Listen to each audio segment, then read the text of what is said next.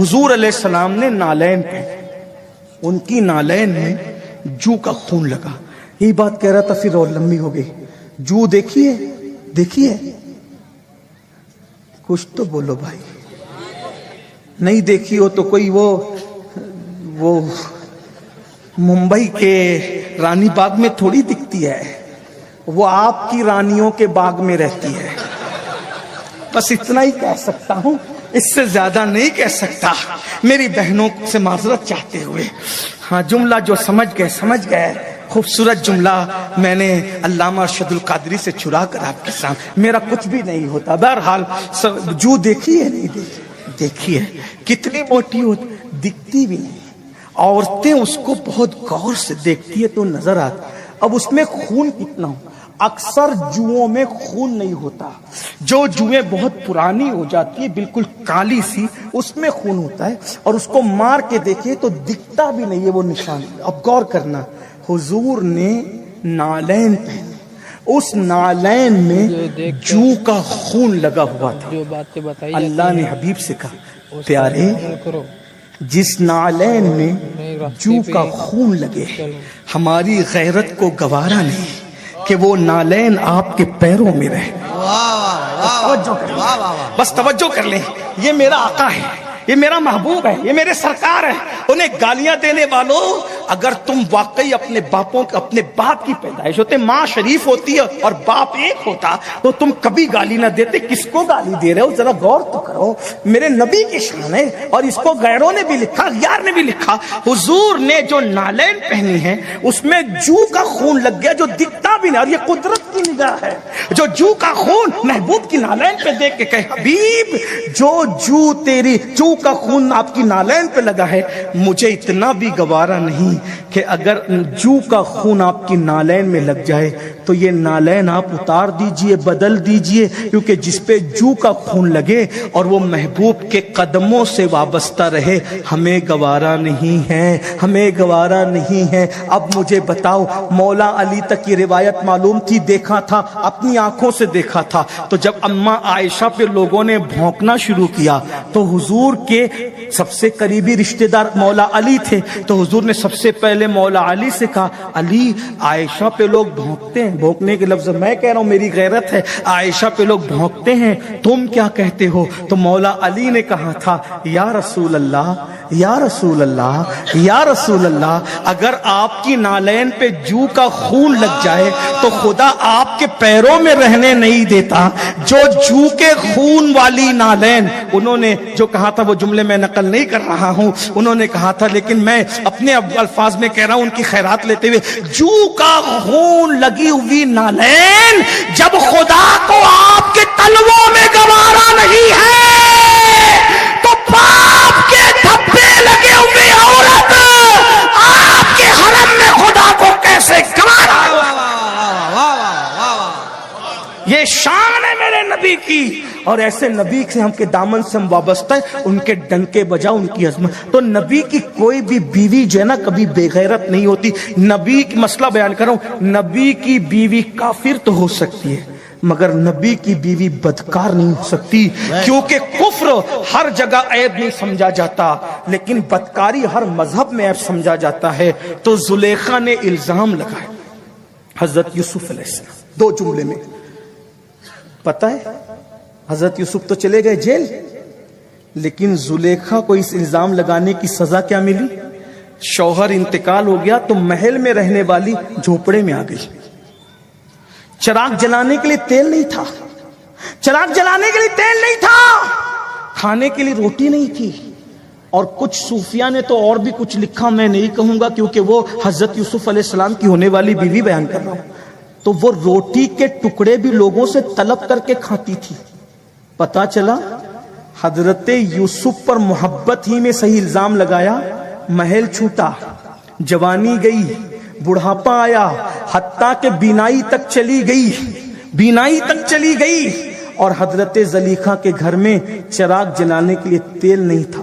پتا چلا اگر کسی کی آبرو سے، وہ تو محبت میں الزام لگا گئی اپنی آبرو بچانے کے لیے، اگر تم کسی کی آبرو سے کھیلو گے محل بھی جائے گا، دولت بھی جائے. قدرت سے ڈرو، اللہ سے ڈرو. لیکن ایک بات بتاؤں، جب حضرت زلیخا تائب ہوئی، توبہ کیا، تو اللہ نے آنکھیں بھی دی، جوانی بھی دی، اور پھر حضرت زلیخا کو واپس محل بھی عطا کیا۔ پتہ چلا کسی کا دل دکھایا، کسی کا حق مارا، کسی کی آبرو پہ حملہ کیا، کسی کو ذلیل سمجھا، اگر آپ اللہ کا خوف نہیں رکھتے ہوئے سب کیا، آج اللہ سے ڈر جاؤ، ایک دوسرے سے معافی مانگ لو، دشمنیاں ختم کر دو، حسد ختم کر دو، بغض ختم کر دو، چگلیاں ختم کر دو، ایک دوسرے سے نفرت ختم، دل اپنا ایسا بنا لو محبت سب کے لیے، نفرت کسی کے لیے نہیں۔ ایک بات کہوں جاتے جاتے، شاید یہ میری تقریر کا بہت اہم نقطہ ہو جو دل پہ لکھنا۔ ایک دن کسی نے رابعہ بصری سے کہا تھا، رابعہ اللہ کی اتنی عبادت کرتی ہے، آخر شیطان تجھے بہت ستاتا ہوگا، تو کرتی کیا ہے؟ تو رابعہ نے کہا تھا، یار سے محبت کرنے میں مجھے فرصت نہیں ہے، دشمن کے لیے ٹائم کدھر سے لاؤں؟ بس حضور کے عشق میں اتنا مصروف ہو جاؤ، حضور کی تعریف میں اتنا مصروف ہو جاؤ، حضور کی توصیف میں اتنا مصروف ہو جاؤ، حضور پہ درود پڑھنے میں اتنا مصروف ہو جاؤ کہ کسی کے لیے دشمنی کے لیے اپنے پاس ذاتی طور پہ جگہ ہی نہ رہے۔ یار کون اتنا قیمتی ہے جس کو ہم اپنے دل میں رکھیں گے؟ سب کچھ تو انہی کا ہے، پر دل کی اگر پوچھو، یہ ٹوٹے ہوئے دل ہی خاص ان کی کمائی ہے۔ اللہ مجھے آپ سب کو اللہ سے سچا خوف عطا کرے، اللہ کا سچا خوف عطا کرے، سچا عشق رسول عطا کرے، محبت رسول عطا کرے۔ دوران گفتگو بہت کچھ غلطی ہو گئی ہو، خامی ہو گئی ہو، اللہ تعالیٰ معاف کر دے۔ استغفر اللہ وما علینا الا البلاغ۔ السلام علیکم ورحمۃ اللہ وبرکاتہ۔ قرآن کتاب ہدایت ہے، قرآن رہنمائی کی کتاب ہے، قرآن برکات کی کتاب ہے، قرآن نزول رحمت کی کتاب ہے، قرآن نجات دلوانے والی کتاب ہے، قرآن سیدھا راستہ دکھانے والی کتاب ہے۔ لیکن قرآن مقدس میں پہلے ہی صفحے پر ہمیں یہ بتا دیا گیا کہ قرآن سب کو فائدہ نہیں پہنچاتا، بلکہ قرآن سے وہی لوگ ہدایت حاصل کرتے ہیں جن کے پاس تقوی موجود ہے۔ میں آج آپ کے سامنے اسی پر گفتگو کرنے کی سعادت حاصل کروں گا۔ اگر قرآن سے برکات لینا ہے تو تقوی ہونا ضروری ہے، بغیر تقوی کے قرآن مقدس سے نہ کسی کو برکات مل سکتی ہے، نہ ہدایات مل سکتی ہے۔ قرآن نے کہہ دیا ھدی للمتقین، یہ قرآن وہ ہے جو متقیوں کے لیے ہدایت ہے۔ پھر اس کے بعد آپ دیکھیں اللہ کے دوستوں کی پہچان آئی تو قرآن کہتا ہے ان اولیاءہ الا المتقون، اللہ کے جو دوست ہیں وہ متقی ہیں۔ الذین آمنوا وکانوا یتقون، اللہ کے ولی ایمان والے اور متقی ہوتے ہیں۔ اور اس کے بعد قرآن مقدس نے قیامت کے دن اللہ کس کا عمل قبول کرے گا یہ بھی یاد رکھنا۔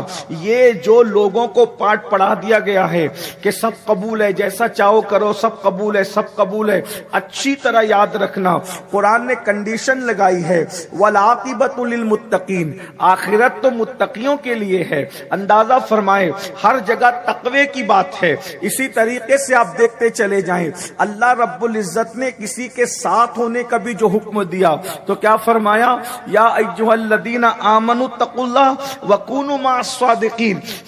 جو ہے وہ صحبت صالحین سے پہلے ہمیں تقوی کی تعلیم دی گئی۔ اسی طریقے سے پورے قرآن کو اٹھائیں، اللہ رب العزت نے جا بجا تقوی کے بارے میں ذکر فرمایا ہے۔ اور یہی یاد رکھنا، جہاں تقوی ہوگا وہیں حقیقت میں نیکی ہوگی، اور جہاں تقوی نہیں ہوگا وہاں نیکی نہیں ہوگی، بلکہ جہاں اللہ اکبر نیکی کر بھی لیا جائے اور تقوی نہ ہو تو اللہ تبارک و تعالی بغیر تقوی والوں کا کوئی عمل قبول بھی نہیں فرماتا، ان کے عمل کو اللہ رد فرما دیتا ہے۔ میرے پیارے آقا صلی اللہ علیہ وآلہ وسلم کے پیارے دیوانوں، تو تمام اعمال کی اساس تقوی ہے، اور تقوی کی اساس کیا ہے؟ اللہ کا خوف ہے، اللہ کی خشیت ہے۔ جب تک انسان اللہ سے ڈرتا نہیں اس وقت تک اس کو تقوی نصیب نہیں ہوتا، بلکہ تقوی اور خشیت ربانی یہ دونوں ہم معنی بھی آپ اس کو کہہ سکتے ہیں۔ جہاں تقوی ہوگا وہیں پر خوف الہی ہوگا، اور جہاں پر خوف الہی ہوگا وہیں پر تقوی ہوگا، اور یہ بھی سن لیں جہاں تقوی وہاں خدا کا خوف، جہاں خدا کا خوف وہیں پر تقوی، اور جہاں خوف خدا اور تقوی ہوں گے وہیں پر ایمان ہوگا۔ اس لیے کہ ایمان کی نشانی یہی ہے، ایمان والے وہ ہیں جو اللہ سے ڈرتے ہیں، ایمان والے وہ ہیں جو خدا کی بارگاہ میں گڑ گڑاتے ہیں۔ اب آپ سے پوچھنا چاہتا ہوں، اگر ہمارے دلوں میں اللہ کا خوف نہیں ہے، کہیں ایسا تو نہیں کہ معاذ اللہ ایمان کا طوطا اڑ چکا ہے؟ لوگ کہتے ہیں مولانا تقریر میرے دل پر اثر نہیں کرتی، کتنے مقرر کو سنتا ہوں، بلکہ میں سمجھتا ہوں پہلے لوگ جو ہیں جتنی تقریریں نہیں سنتے تھے اس سے زیادہ تقریریں آج سنی جا رہی ہے۔ مقرر بھی خوش ہیں، اتنے ویوز آ رہے ہیں، فلاں بھی خوش ہیں، اتنے لوگ مجھے دیکھ رہے ہیں، لیکن لوگ بدلتے نہیں، لوگوں کی زندگی پر اثر نہیں ہوتا، اس لیے کہ تقریروں کا اثر بھی قرآن کہتا ہے کس کے دل پہ ہوتا ہے۔ یہ بات بہت پوائنٹ کی دل پہ لکھ لینا، سورۃ الاعلیٰ کے اندر اللہ نے نصیحتوں کا اثر کس کے دل پہ ہوتا ہے تو اللہ رب العزت ارشاد فرماتا ہے فذکر ان نفعت الذکری سیذکر من یخشی ویتجنبها الاشقی الذی یصلی النار الکبری۔ اللہ پاک ارشاد فرماتا ہے نصیحت اسی پر اثر کرتی ہے جس کے دل میں اللہ کا خوف موجود ہوتا ہے۔ اگر آج دلوں پر تقریریں اثر نہیں کر رہی ہے تو اس کی ایک نشانی یہ بھی ہے کہ ہمارے دلوں کے اندر جس خوف خدا کا مطالبہ کیا گیا ہے وہ خوف خدا ہمارے اندر موجود نہیں ہے۔ اللہ اکبر۔ آئیے نصیحت کے اثر کی ایک بات مجھے اچانک یاد آئی۔ اللہ کے رسول صلی اللہ علیہ وآلہ وسلم اپنی محفل میں نصیحت کر رہے تھے۔ قرآن کہتا ہے نصیحت کس کو فائدہ پہنچاتی ہے؟ نصیحت بھی سب کو فائدہ نہیں پہنچاتی، واز بھی سب کو فائدہ نہیں پہنچاتا، تقریر بھی سب کو فائدہ نہیں پہنچاتی۔ قرآن کیا کہتا ہے؟ فذکر۔ اللہ پاک کے شان میں نصیحت کرو، وذکر، نصیحت کرو، فإن الذکریٰ تنفع المؤمنین۔ نصیحت کرو کہ نصیحت مومنوں کو فائدہ دیتی ہے۔